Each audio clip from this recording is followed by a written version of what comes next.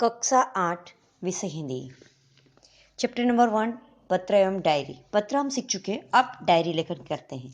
Diary लेखन कैसे होते हैं? डायरी लेखन मीन्स रोजनीति, यानी रोज बरोज की जो हमारी डेली रूटीन वर्क होता है वो सारा हमें लिखना होता है। लिखने का एक आदत सी बना लेनी चाहिए, क्योंकि रोज बरोज में हम जो भी कार्य करते हैं, खाते पीते हैं, बातचीत करते हैं, जो कठिनाई कटती है या जो भी हमारे साथ होता है वो सारा शब्दशः लिखना वही होता है।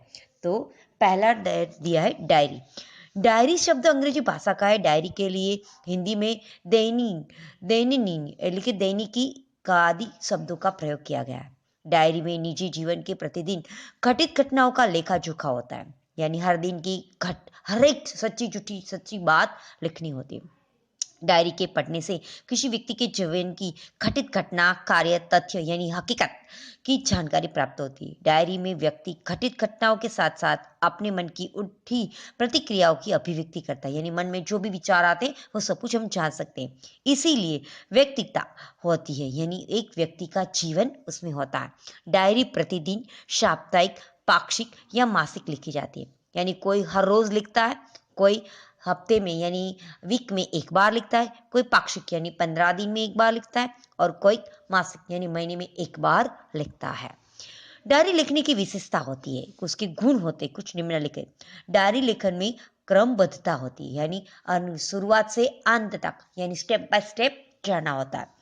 इसमें लिखा गया विवरण संक्षिप्त, सारगर्भित और वास्तविक होता है। संक्षिप्त यानी जो भी बात कहनी है शॉर्ट में कहनी है, सारगर्भित यानी मेन बात कहनी है, खींच खींच कर लंबी नहीं करनी, और वास्तविक यानी हकीकत होनी चाहिए। डायरी लेखन में स्थान, तिथि, घटना, तथ्य तथा स्पष्ट रूप में उल्लेख होना चाहिए, यानी जिस जगह घटना घटी है, जो जगह पर आप खोजिए, जो भी है वो स्थान का नाम लिखना है, तिथि यानी डेट लिखनी है, घटना लिखनी है, और तथ्य यानी सच्चाई लिखनी होती है। डायरी लेखन करते समय आलोचना, टीका टिप्पणी, बनावटीपन, काल्पनिकता, चित्रात्मकता, आवश्यकता के विस्तार, यानी डायरी से हमें आलोचना नहीं करनी है, टीका टिप्पणी किसी की निंदा नहीं करनी है, बनावटीपन यानी जो सच्चाई है, हकीकत है हमारे साथ, वही हमें अपने आप को वो डायरी के अंदर दिखाना है, यानी कल्पना भी नहीं दिखानी है, ख्वाब भी नहीं दिखाना है। चित्रात्मक यानी हमारा लेखन भी ऐसा होना चाहिए, शब्दार्थ इस तरह की पूरा चित्र हमारे सामने खड़ा हो जाए। डायरी लेखन के लाभ, यानी ये पहला दिया है कि घटी घटना की जानकारी मिलती है, यानी हमारे जीवन में क्या क्या घटा वो। फिर उसके बाद तथ्यों के उल्लेख के साथ साथ व्यक्ति दिन भर में क्या अच्छे बुरे काम करता है उसके बारे में होता है। सने सने धीरे धीरे बुराइयों से भी बचा, यानी हमारी आदत बुरी होती है वो छूट जाती है और अच्छी आदत लग जाती है। डायरी से ही हाँ दस्तावेज है कि पढ़कर किसी व्यक्ति के जीवन में पिछले अनुभव और घटनाओं की जानकारी संबंधित व्यक्ति के शब्दों से प्राप्त हो सकती है, यानी उसी के जरिए हम उसके पिछले जो अनुभव उसके जीवन में हुए उसके बारे में हम जान सकते हैं। तो पहले डायरी का एक एग्जाम्पल दिया है।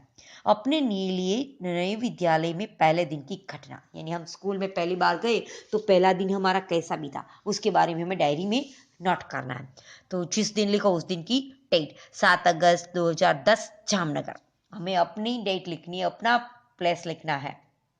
आज नए विद्यालय में मेरा पहला दिन था। मन में विभिन्न प्रकार के विचार भी उथल पुथल हो रहे थे और अनेक अनजानी आशंकाएं अनायासी मुझे डरा रही थी। 9 बजे पिताजी के साथ में अपने नए विद्यालय आदर्श मंदिर में पहुंचा। प्रधानाचार्य कक्ष में जाने पर उन्होंने मुझे कुछ प्रश्न किए जिनके उत्तर मैंने दे दिए। मेरे उत्तरों में वे संतुष्ट नजर आए। उन्होंने मुझे प्रवेश के लिए निर्धारित फॉर्म भी दिया। मन को राहत मिली। थोड़ी देर में शुल्क आदि जमा करवाने के बाद अपनी नई कक्षा में पहुंच गया। अपने नए दोस्तों, अध्यापक और आचार्य से मिलकर ऐसा ही नहीं लगा कि मैं नए विद्यालय में आया हूँ। तो इस तरह पूरा आपको ये लिखना है। फिर उसके बाद दिया है दूसरा, वार्षिक परीक्षा के लिए दिन पूर्व अनुभव अपनी डायरी में लिखिए, यानी वार्षिक परीक्षा से पहले आप क्या अनुभव करते हैं, यानी डर लगता है वो भी जो भी आपकी फीलिंग्स होती है वो सारी शब्दों में लिखना है। 5 अप्रैल 2012 राजकोट, कल वार्षिक परीक्षा का पहला दिन है। रात में 1 बजे तक मैं पढ़ाई करता, यानी नींद नहीं आ रही थी। कल विज्ञान टेक्नोलॉजी का विषय का परीक्षा है। यद्यपि सब कुछ दोहरा लिया है तथापि मन में अजीब सा भय है। अचानक पिताजी मेरे कमरे में आए, मुझे जगाया और ढाढ़स बंधाई और बिस्तर पर लेटने को कहा। बत्ती बंद कर दी। बिस्तर पर पड़े पड़े नींद नहीं आ रही थी। पिताजी के चले जाने के बाद टेबल लैंप चलाया और पुस्तक के पन्ने पलटने लगा। थोड़ी देर में थक कर बिस्तर पर पुनः लेट गया और न जाने कब नींद आ गई। यानी परीक्षा से पहले की रात वो कैसी होती है उसके बारे में आपको लिखना है। आप अपने शब्दों में भी लिख सकते हो, जरूरी नहीं जैसा टेक्स्ट बुक में दिया है, ये दोनों को दोनों आप अपने शब्दों में लिखना है। फिर एक्सरसाइज के अंदर ही देखो दिया है, पत्र दिया है, वो भी पत्र आप हम सीख चुके हैं, तो आपको ये पत्र अपने शब्दों में लिखना है। पहला दिया है प्रावास यानी पिकनिक का वर्णन करते हुए पत्र। फिर बीमारी के अवकाश के लिए कक्षा, यानी आपको लीव रिपोर्ट चाहिए, आपको बुखार आ गया है या कुछ भी ऐसी बीमारी हो गई जिसके कारण को 2-4 दिन की छुट्टी चाहिए, तो उसके बारे में।